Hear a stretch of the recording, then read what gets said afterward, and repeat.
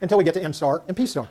And notice if we had way too many firms, that just the opposite situation would rule. We would have an average cost that was greater than our average price. The typical firm would be losing money. Firms would exit the industry, the number of firms would decline. We have fewer firms, there would be less competition and higher prices. Fewer firms, each firm would be operating at a larger scale of production, and that would drive down average costs. So either way, we're going to end up at point A, which is a stable equilibrium in this particular case. Okay, so now we can think about how we can use this model in the context of international trade. And the key idea is that when we think about this market here, we have to remember that this cost curve is a function of, amongst other things, the size of the industry, right? So how many firms there are going to be in the market depends upon the size of the industry. So if you operate in a very small country, small in the sense of having very few consumers of your products, chances are you're not going to be able to support very many firms. And if you operate in a very large country with a lot more customers, you'll be able to support a larger number of firms. Nevertheless, what we find is how many firms, and therefore how many varieties of goods are being produced, is limited by the size of your domestic market. Right? If you can only produce and sell within your market in the absence of international trade, then how many firms you're going to have, how many varieties you're going to have is going to be determined by that market. Where international trade comes in is that by increasing international trade, each firm can think about being faced with a larger market size. Right? I can sell domestically. I can also sell internationally. So if we were thinking about American firms and we open up trade with Europe, well, now I can sell to European firms as well. So the market size has been increased. Now keep in mind that European firms see exactly the same thing. When we open up trade with the U.S., European firms, which have been selling only in Europe, now see the U.S. as a potential marketplace as well. So here was our average cost curve rewritten. And what we can see is that if the size of the market increases, then the average cost per firm will decline.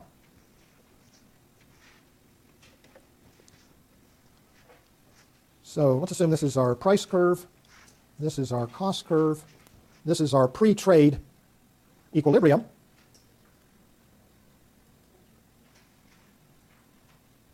Okay, so this is our pre-trade equilibrium. Now what happens when we open it up to international trade?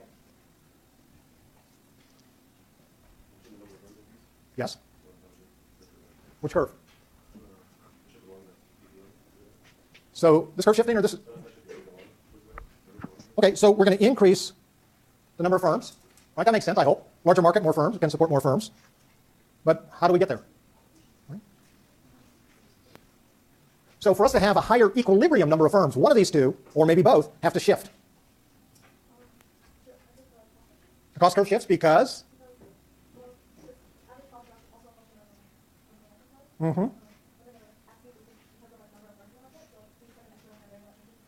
Okay, so let's think about what the equations for our curves are, right?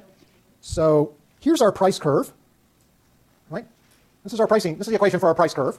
Notice, industry size does not enter into that equation.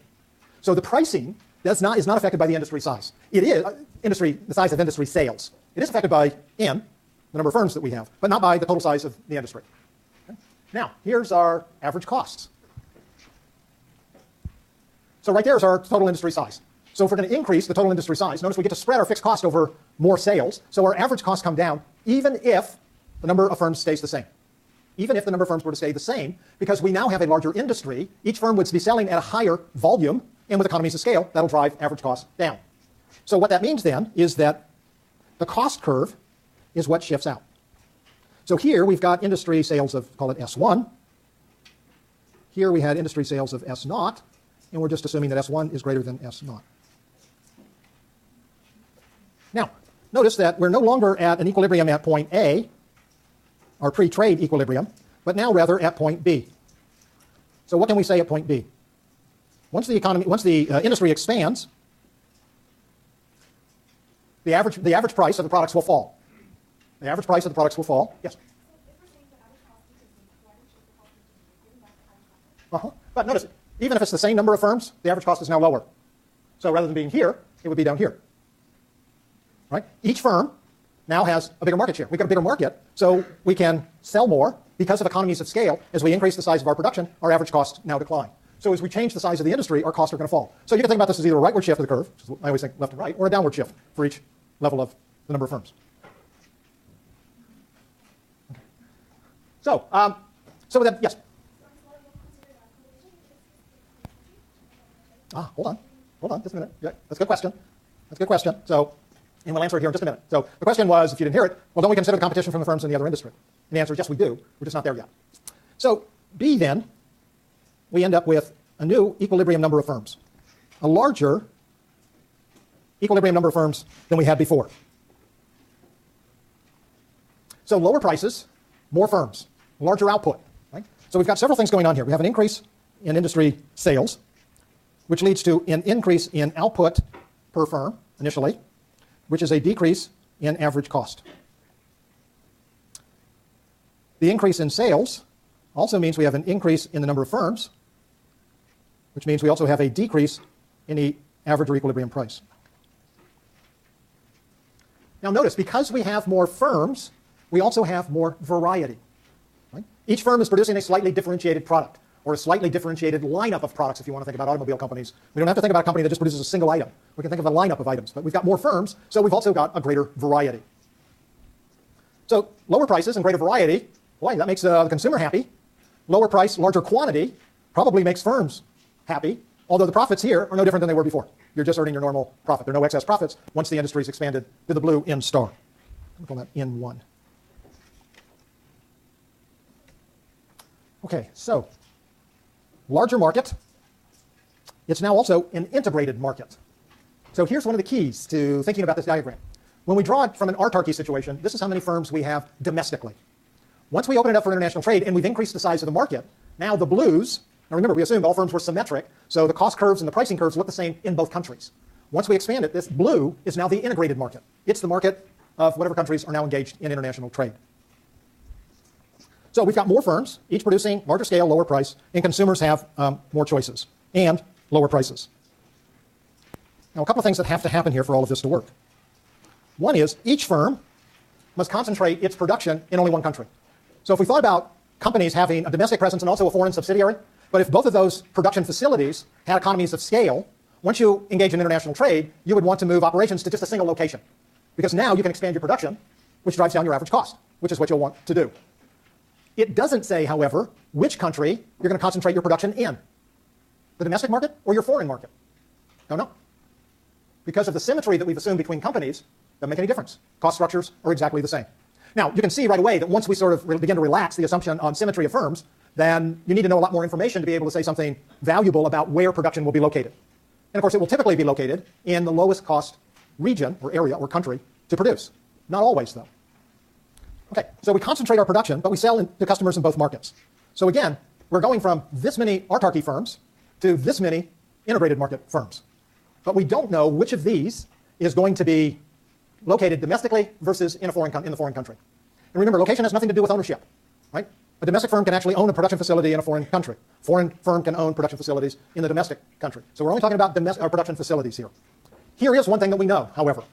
We know that the number of firms in the integrated market is more than was in our domestic market to begin with, but less than the number of firms in the two markets combined before trade. Okay? I'll try. So what we know is the following. The number of firms in the integrated market will be larger than the number of firms in either of the autarky markets. But the number of firms in the integrated market will be less than the combined number of firms that were in the two autarky markets. Okay? So we might have a situation where the US had 10 firms and Europe had 8. So we know we've got 18 firms altogether. What we know is the integrated market is going to support more than 10 firms. How do we know that? The US market had 10 firms. We've now got a bigger market size, so we can support more firms just based on that. So we know that the total number of firms is going to be larger than 10. That's true for each of the two countries. But we also know, since these curves are downward sloping, that we're not adding the total number of firms together. In other words, some businesses are going out of business. There will be competition, and it's going to drive some of those firms out. Okay? So notice that had price not fallen, we would be out here at this level of firms, which would tell us, remember, this is the price in both markets pre-trade, and so this would be, if we had this for the domestic market, we'd have another red number for the foreign market. At that price, we would have some number out here, because this is the size of the two markets combined. But once we open up the market, competition in the relocation of production says that, some firms are going to be losing money, and they'll drop out, and we'll reduce ourselves to blue N1 number of firms. Now, one of the difficult things then about this monopolistic competition market is that it doesn't tell us anything about the pattern of trade. Because it doesn't tell us where production is actually located, it can't tell us who's exporting, who's importing on balance. In fact, what we're likely to see is that there's some trade going both ways, right? It's unlikely that all the production is going to go to one place. So if you have some production still in both markets, and remember, as consumers, we love variety. So I'm going to want to buy some of that foreign variety. Foreigners are going to want to buy some of our domestic variety. So we're still going to have international trade going on back and forth. We just don't know how many firms in each industry. And again, as I mentioned, this is because we're assuming cost of production and such are the same in both countries. This pattern of trade means that the models that we've developed so far, based on comparative advantage, strong models, but they can't explain all of international trade, right? So when we have economies of scale like this, it doesn't tell us anything about those economies, about that pattern of trade. So let's see if we can say a little bit more about this. So we'll assume we've got two countries, two factors of production, capital and labor, in that Europe is capital abundant, cloth and food, and cloth is capital intensive. But we're now going to assume, as we did earlier, that both industries are perfectly competitive. So who has a comparative advantage in cloth? Europe? US? China? Europe. Okay, Europe. How do we know that? So cloth is capital intensive and Europe is capital abundant. Okay. So under this situation, what we would expect is that Europe would be exporting cloth to the US. Europe would specialize in cloth production, not necessarily fully specialized, but they would specialize in cloth production, which is their comparative advantage, and export that to the US. The US would specialize in food production and export food to Europe. So this is the pattern of trade with perfect competition.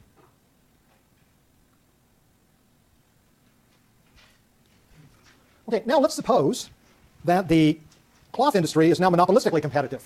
Okay, not food. We'll continue with our assumption that food is perfectly competitive. So here what we've got is a wide variety of cloth, and the different varieties are slightly differentiated from one another. Right? Just look around at what we're wearing, you can see that there are many varieties of cloth that are made. So now we want to think about what this pattern of trade looks like. Now there are a couple things that we know. One is Europe still has a comparative advantage in cloth. So Europe is actually going to be exporting to the US. But in the cloth industry, the US is likely to have some producers. And some of what they produce, of the variety that they produce, will be demanded by European consumers. And so here, there will also be some cloth exports from the US back to Europe. Notice then that Europe still has net exports in cloth, even though it is still both exporting and importing. But trade has to balance, in a two-good model in particular, so the rest of what the US exports to Europe will be food. Now notice we've got kind of two things going on here. We've still got cloth exports from Europe and food imports from the US. So this is what we call inter-industry trade. Inter-industry trade between industries is driven primarily by comparative advantage. But this two-way trade that we have is intra-industry trade. And it's driven primarily by economies of scale.